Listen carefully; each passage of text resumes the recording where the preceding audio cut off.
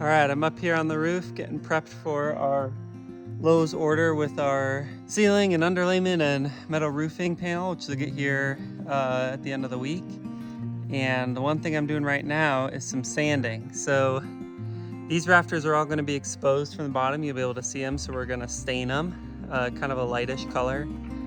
So the original idea was to sand all of these with this little orbital sander and get them all ready for stain. However, I just finished one of them and it took me like, 20 minutes, which, isn't bad, but I have to do 75 of them. So it would take me like 25 hours, and the order's getting here Friday and I want to get this roof up as soon as possible. So my wife's coming home with the stain tonight, and we're gonna test it out with a sanded piece and an unsanded piece and see how it looks. And hopefully the only thing we'll have to do is sand off these ink marks. So I'll show you in a second. So you can see all of these boards have these stamps on them. Most of them have like 4 or 5. So I'm just taking the sander and sanding them off like this.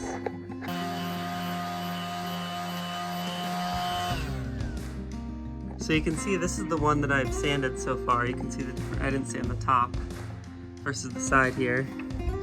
And these are the rest of them. So unsanded, sanded. There's a big difference. It's just a matter of how it's gonna look when there's stain on it. So hopefully we don't have to sand all of these, but we'll see.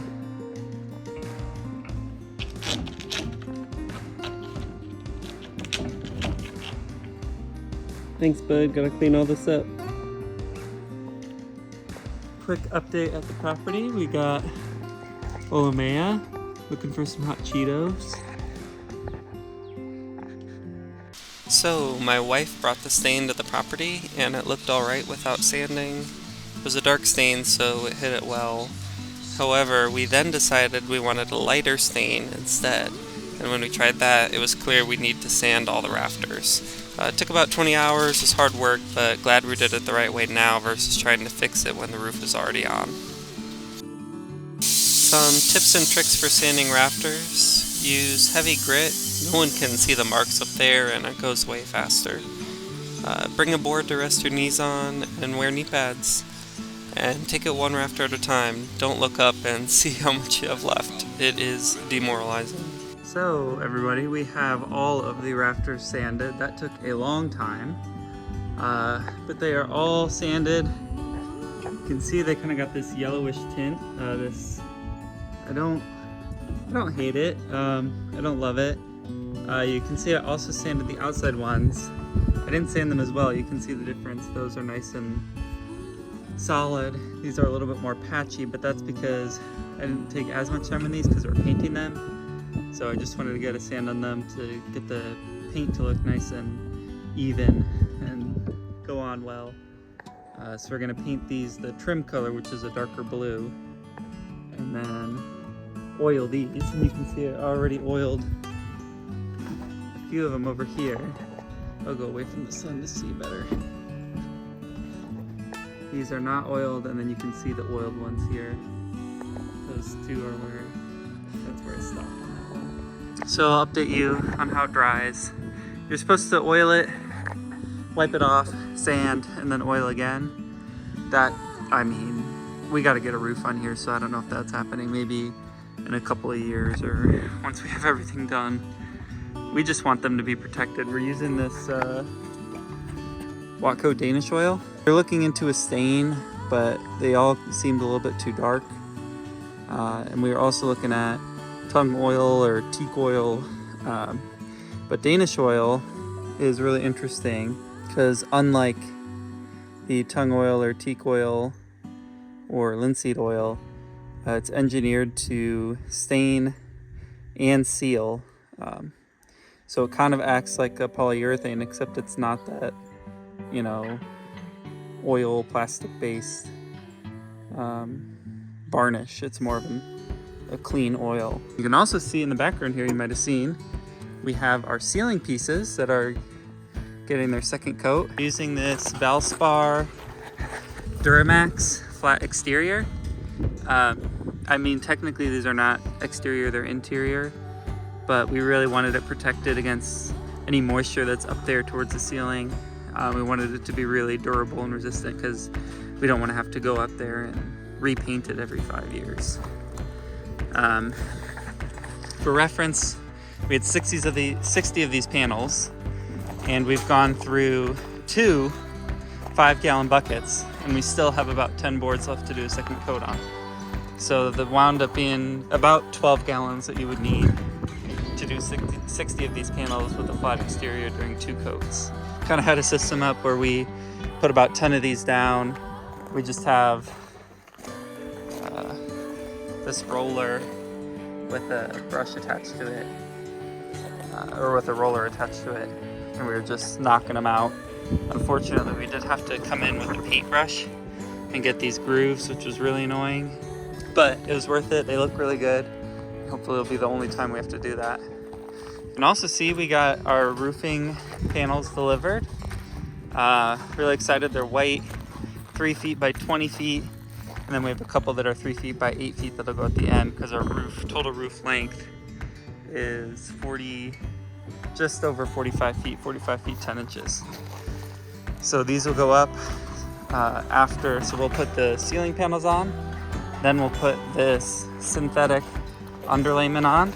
We're thinking of felt, but this goes on much better, it's easier, and it seems to be more waterproof. So we're excited about that. It's this Pro Armor synthetic roof underlayment, 42-inch width, 286-foot length. And we'll do 2 layers of this just for extra protection. And then we're using these nails with the plastic cap on them to attach. So we'll put the roof underlayment on top of these panels, and then on top of the roofing underlayment we'll put these furring strips. We'll nail those to the plywood, and then we'll attach the panels straight to the furring strips. That's kind of the plan, and then, you know, there's flashing and screwing and putting butyl tape at the edges and all these different steps that we'll document along the way, but I want to give you guys a quick update. Hey buddy. Hey buddy. Seems like building a house is just doing repetitive thing over repetitive thing. Like, you figure out the one step you have to do and you just do it 50, 60 times. I mean, that's how it was with the foundation, with digging the holes, putting the blocks in, putting in the joists, putting in the girders, putting in the plywood, building the walls, cutting out the bird's mouth joints, putting in the rafters. Like, it's like, I mean, when you're doing it one person or 1 or 2 people, it seems like it's just, you know, figuring out how to do one step and then doing it 50 times and then doing that again and again and again. But you know, you put a podcast on, you listen to music, and it goes by pretty fast, and before you know it, you're at this step. Hey everyone, standing on the roof, and we are officially done staining the rafters. So you can see we got 2 different colors here. The back lanai is that dark brown, and then we have this little part that we use the Danish oil for, and it looks pretty good. Everything came out pretty clear. There's a couple of boards that just look a little nastier, like this one that the Danish oil didn't really cover up. And these are going to be exposed, so we're thinking that maybe we're going to have to sand a couple areas again and stain it. But we need to get this roof on. You can see how gray the subfloor used to be the same color as these rafters. So we got to get a roof on here. So the last step before we start is painting the blocking and skirt this trim color, which is our dark blue. So Kai started on that. We'll get the rest of these, get the front rafters sticking out. Then we'll start putting the OSB panels on.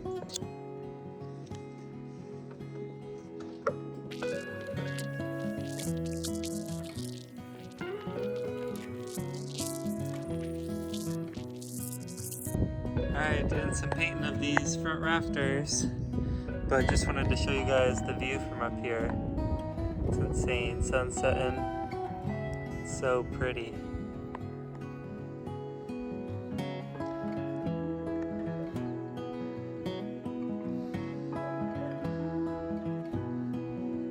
Working on painting these rafters almost to the end here. But I know I paused earlier for the view, but had to pause again because it got even better.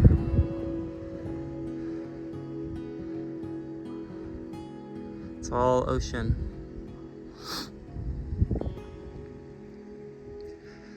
So we won't be up here, but I feel like I gotta make a way to get a seat up here on the roof because watching sunsets out here would be incredible.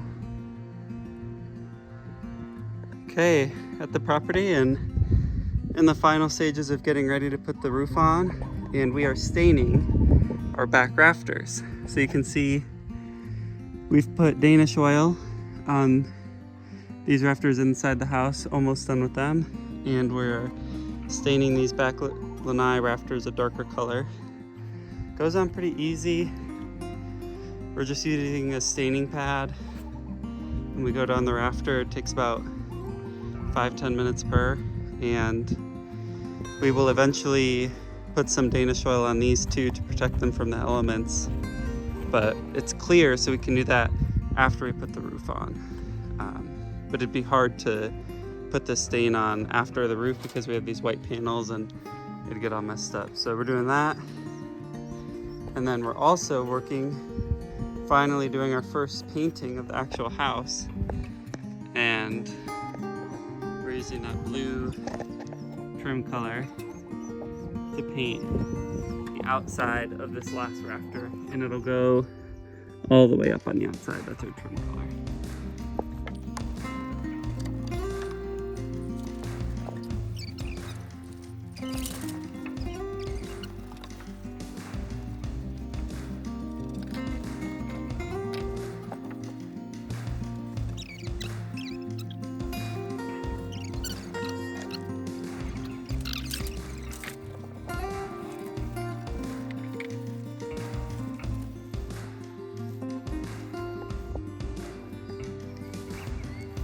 So we're getting the last coat of blue on, and you can see we finished the staining on all of these back lanai posts, rafters. So the next step, once this all dries, is to put the first row of these OSB siding pieces and screw them in,